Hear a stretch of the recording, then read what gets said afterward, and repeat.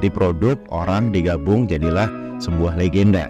Inilah kisah menarik dari film Air 2023 ini.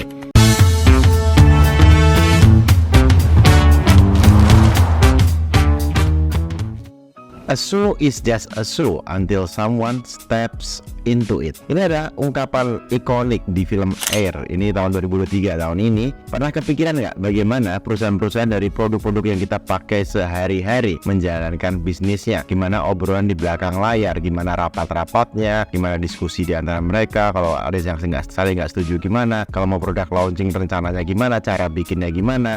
Menarik, film berdasarkan kisah nyata ini membawa kita masuk ke dalam dapurnya salah satu perusahaan sepatu terbesar di dunia, Nike.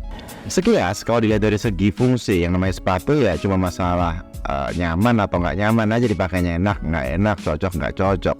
Tapi pernah nggak kamu melihat suatu produk yang bisa mengabadikan nama seseorang menjadi sebuah legenda melalui produk tersebut? Jadi produk, orang digabung jadilah sebuah legenda. Inilah kisah menarik dari film Air 2023 ini, mengenai hebatnya salah satu divisi di perusahaan Nike pada tahun 1984. Divisi ini hampir dibubarin karena nggak perform, nggak ada harapan lah. Tiba-tiba hanya 51 tahun berubah menjadi divisi sepatu dengan penjualan terbanyak di 1985. Namanya adalah Air Jordan.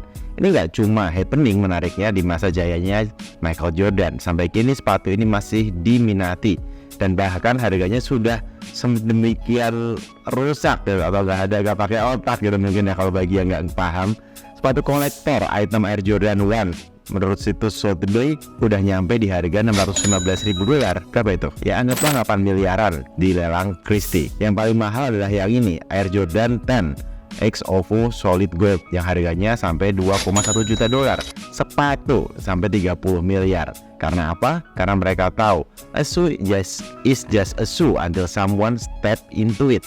Bagian pertama yaitu push the limit, menuju tak terbatas dan melampauinya. Cerita di awal film ini tanpa babi bu langsung menggambarkan keputusasaan soal sebuah divisi di perusahaan Nike pada tahun 1984 dengan gambaran penurunan jumlah penjualan sepatu basket mereka. Tipikal film western banget lah kira-kira. Dan ini relate pasti filmnya sama perusahaan teman-teman kalau ada salah satu divisi atau produk yang jualannya turun.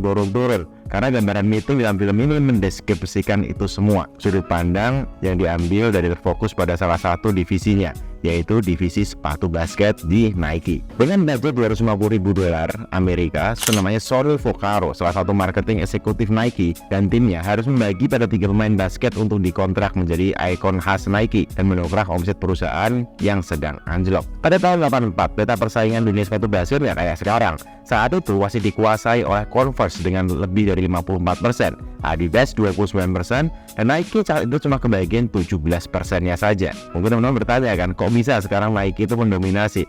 Disinilah kata kuncinya. Howard White, sang kepala divisi basket dari Nike, mengutarakan bahwa saat itu Adidas lagi happening di kalangan remaja Amerika karena banyak dipakai oleh para rapper baru, sedangkan Converse sendiri sudah established sebagai sepatunya para legenda olahraga basket. Dua rival yang lagi hot, Magic Johnson dan Larry Bird, adalah ambasador produk sepatu tersebut. Nike sendiri saat itu masih beridentitas sebagai sepatu jogging, dan itu bukan hal yang menguntungkan karena remaja mana yang punya idola seorang pelari. Status pelari masih dianggap kurang seksi untuk dijadikan model sebagai cara untuk menarik para penggemar. Secara keseluruhan di perusahaan sepatu Nike sendiri, divisi bola basket adalah divisi yang belum menghasilkan apapun. Demi meningkatkan performa divisinya, Robert Stresser mencatat beberapa pilihan rookie NBA untuk mengubah citra Nike dari sepatu lari menjadi sepatu basket. Yang pertama adalah Hakeem Olajuwon, dia nggak mau pilih Nike. Yang kedua adalah Sam Bowie, sudah diprospek oleh Converse, hampir itu udah pasti dia sama Converse. Yang ketiga Michael Jordan. Menariknya Michael Jordan adalah pecinta Adidas garis keras, bahkan dia nggak mau sama Nike. Dia adalah rookie kelas 1 dan budgetnya mahal, nggak masuk ke budgetnya yang 80 ribuan si Nike. Yang keempat Satya Pradana. Bercanda. Yang berikutnya John Stockton, waktu itu kulit putih dan kerempeng, ini saya nggak kurang bagus. Yang terakhir Charles Barkley, saat itu attitude-nya kurang baik. Gitu stuck. tidak menghasilkan apapun. Perusahaan mencapai limitnya dan divisi basket sudah ada di ujung tembak, kayak udah tutup aja divisi basketnya, tutup aja, awalnya udah kayak gitu. Karena sudah mencapai limitnya, mereka harus ngapain? Dan menariknya dilakukan justru malah go unlimited, jadi menuju tak terbatas dan melampauinya. Fokus selanjutnya saat ini ada di Sonny Vaccaro yang bisa memutarbalikkan perusahaan dengan ide gilanya. Sonny Vaccaro terkenal sebagai orang yang menempatkan Air Jordan di pasaran. Dia dikenal pada 1970-an karena dia bisa membayar pelatih bola basket college perguruan tinggi untuk menempatkan pemain mereka di Nike sneakers. Dia sering mengamati pertandingan basket SMA di Amerika bersama temannya bernama Josh Raffel. Dia adalah seorang pelatih basket SMA, sangat dekat mereka. Inilah hal membuat Sonny sangat mengikuti permainan olahraga basket di Amerika, dan ini juga pintarnya dia. Di rumahnya, ia terus mengobservasi iklan sampai dia akhirnya ketemu satu iklan produk raket dengan Arthur Ashe sebagai brand ambasadornya. Uniknya raket ini diceritakan sebagai raket kemenangan Arthur karena ia selalu memakainya di pertandingan, dan karakteristik produk ini disesuaikan khusus dengan kebutuhan Arthur. Nah, di sini Sonny juga mengobservasi ada permainan basket di kejuaraan North Carolina, dan ada hal yang sangat menarik di sana, Michael Jordan. Guys, kalau kalian dengar namanya sekarang semua tahu, tapi 1984 tidak banyak atau sangat sedikit yang tahu. Seorang rookie yang waktu itu masih berusia 18 tahun, dia terlihat lebih unggul dibanding pemain-pemain lainnya. Bola yang harusnya bisa saja dioper ke James White malah dipercayakan pada Jordan untuk melakukan shooting penentuan. Tapi North Carolina mempercayakan bola pada remaja umur 18 tahun. Ia putar berkali-kali untuk memastikan amatannya bukanlah hal yang salah. Dia juga bahkan mempelajari kompetitornya Nike, pemainnya, brand ambassadornya, detail-detailnya diperhatikan dengan sangat baik. Inilah fungsi riset. Besoknya Sonny datang ke ruangan Phil Knight. Nah, ini terkenal juga devsnya Nike saat itu, yaitu CEO Nike, menunjukkan tayangan yang sama kepadanya sambil meyakinkan bahwa kita juga bisa menggait Michael Jordan seperti perusahaan raket tenis menggait Arthur. Sonny bilang, saya tahu hanya ada budget $250,000 untuk 3 pemain, tapi saya tidak mau 3 pemain rookie lainnya, dan saya mau cuma dia, Michael Jordan. Jadi kayak si Sonny bilang, gue all in deh ke Michael Jordan, $250,000 satu orang aja. Gimana responnya? Apakah Phil langsung setuju? Tidak ternyata. Bayangkan anggaran yang biasa dipakai untuk 3 pemain malah menjadi 1 pemain saja. Dilarang, tidak boleh, tidak disetujui. Lalu apa yang Sonny lakukan sebagai marketing di tim marketing di perusahaan itu?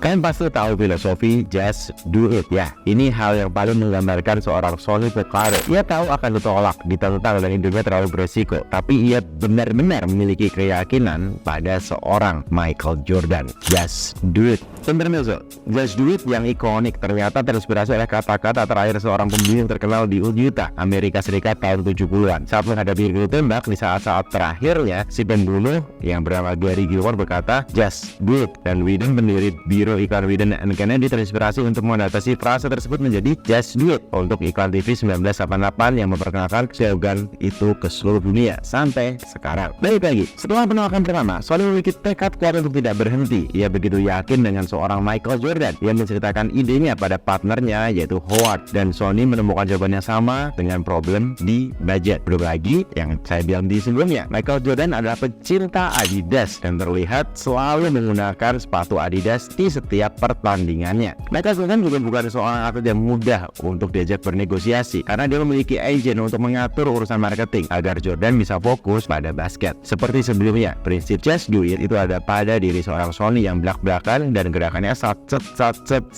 ketika mengeksekusi sesuatu. Sonny langsung menelpon David Fox, agent Michael Jordan, untuk mengatur pertemuan meeting antara Nike dan pihak Jordan. Tapi sekali lagi Sonny ditolak. Pemain rookie kelas 1 tidak akan mau memakai sepatu pemain kelas 3. David juga mengusulkan bahwa Adidas dan Converse sudah mengatur jadwal itu dengan pihak Michael Jordan, dan tawaran Adidas saat itu di angka $200,000 untuk 5 tahun kontrak, dan pihak agensi mengatakan tidak ada meeting sebelum ada penawaran resmi kepada Michael Jordan. Orang terakhir yang Sonny temui hari itu adalah sahabatnya sendiri, Josh Raffel. Sebagai coach basket, temannya ini juga cukup memperhatikan Michael Jordan. Ia berkata, Michael tidak mau memakai sepatu Nike karena solnya yang besar. Saat itu Michael juga selalu memakai Adidas ketika ketika latihan dan memakai Converse saat pertandingan. Ini adalah sebuah kebiasaannya. Bahkan jika Nike mengirimkan Mercedes merah 380 SEL, mobil impiannya pun Michael tidak akan menerima. Menarik. Dari sekian banyak penolakan, Sony tidak peduli. Yang ia pedulikan hanya bagaimana cara bisa bertemu dengan Michael Jordan. Dan keluarga kulit hitam di Amerika, seorang ibu itu punya kuasa dalam rumah. Ternyata sama, termasuk keluarganya Michael Jordan. Dan hal-hal gila yang dilakukan Sony pun dimulai. Inilah mengapa prinsip just do it itu sangat cocok dengan pribadi Sony, karena ia tidak mudah goyah meski menemukan banyak penolakan. Bagian keempat yaitu tentang marketing skills, negotiation technique.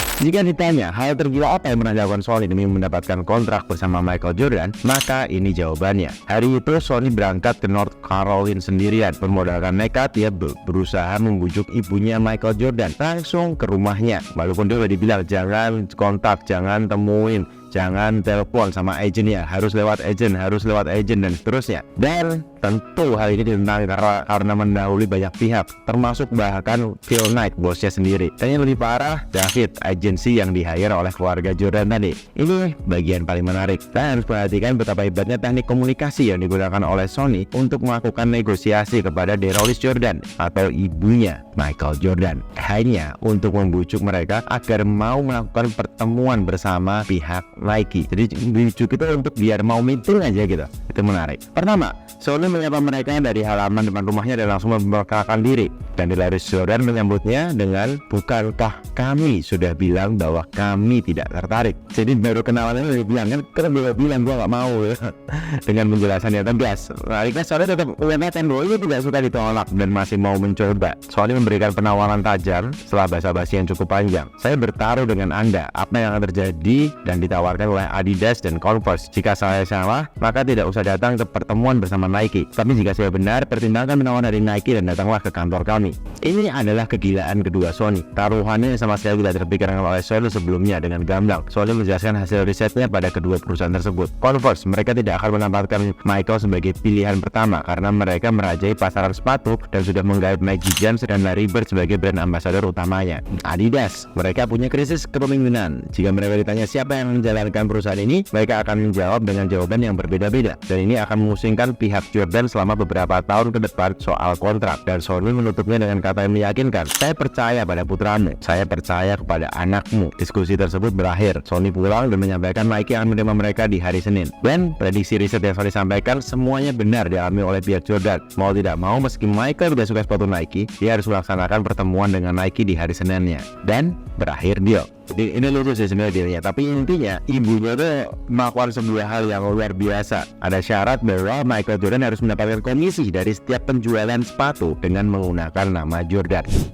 Bagian terakhir, customer centric, bukan product centric. Ada cerita menarik juga soal produksi Air Jordan pertama kali. Desainer Nike waktu itu Peter Moore bersama Sony dan Phil menyiapkan produk baru untuk dipresentasikan kepada Jordan Family. Mereka bergadang selama weekend itu untuk pertemuan hari Senin. Peter mendesain sesuai keinginan Michael yang sangat suka tipikal sepatu Adidas. Inilah titik balik perkembangan perusahaan Nike, karena mereka mulai menyesuaikan dengan kebutuhan customer baru mereka di ranah permainan basket. Jadi nggak yang kayak ini sepatunya mau-mau nggak ya udah gitu. Tapi Sony berkata lain, berikan aku sesuatu yang beda, sesuatu yang baru. Ada satu celah yang lucu. Pada tahun 84 ini, NBA memiliki peraturan untuk sepatu para pemainnya. Peraturannya apa? Yaitu warnanya harus minimal 70% dominan putih. Jadi selalu harus ada putihnya. Kalau enggak, maka akan didenda sebesar $5.000 per game. Nah, sementara tim Nike merasa warna putih dominan terlalu biasa, sehingga mereka memberikan warna lebih dominan. Merah terinspirasi dari warna tim Michael, yaitu Chicago Bulls. Dan perusahaan Nike, menariknya, mereka bilang kalau $5.000 ya udah kita bayar, mereka percaya. Tiba-tiba ada sepatu warna merah walaupun $5.000 per game, bayar aja, itu bakal jadi sensasi yang luar biasa keren. Dan setelah sepatu ini digunakan Michael pada permainannya, karena warnanya yang mencolok di antara sepatu lain, menjadikan sepatu ini sorotan publik dan media. Tidak hanya itu, bahkan perusahaan Nike menyewa satu bangku cadangan khusus untuk menaruh sepatu Air Jordan seri pertama ini. Hingga di awal tahun 85, sepatu ini diprediksi bakal paling berapa sih? Apa ngasih komisi Michael Jordan ini kalau tiap laku terjual segini? Paling juga maksimal laku 3 juta dolar. Ternyata di tahun pertamanya aja sepatu ini laku 162 juta dolar. Gila, bener-bener kayak 50 kali lipat lebih dibanding prediksi awal. Air Jordan yang pertama telah merubah citra Nike seketika. Hingga sekarang yang namanya sepatu Air Jordan membawa penghasilan rata-rata 4 miliar dolar per tahunnya bagi Nike. Bagi Michael Jordan sendiri, Air Jordan dan dari passive income-nya yang terus mengalir hingga saat ini kurang lebih sudah 400 juta dolar menjadi gaji rutinnya setiap tahun dari hasil penjualan sepatu Air Jordan. Menarik. Bahkan waktu itu nggak ada yang namanya istilah royalti gitu, belum ada. Dia termasuk yang pertama kali bikin game royalti bagi seorang artis ya. Bahkan mendapat makan Michael Jordan dalam 2 hari 16 menit masih lebih tinggi dari rata-rata pendapatannya sarjana di Amerika sepanjang tahun. Menarik. Pelajaran yang kita dapat, just do it. Nekat seperti Sonny, berani ambil resiko seperti Phil, tekun seperti Peter, dan buatlah produk kalian menjadi sensasional di mata publik. Maka wajar jika strategi Nike ini berhasil menjadi legenda di dunia marketing dan juga dalam dunia fashion sepatu. Semoga dari cerita ini bisa diambil banyak pelajaran yang bisa membantu Anda dan perusahaan Anda juga tim Anda tumbuh lebih baik lagi. Terima kasih.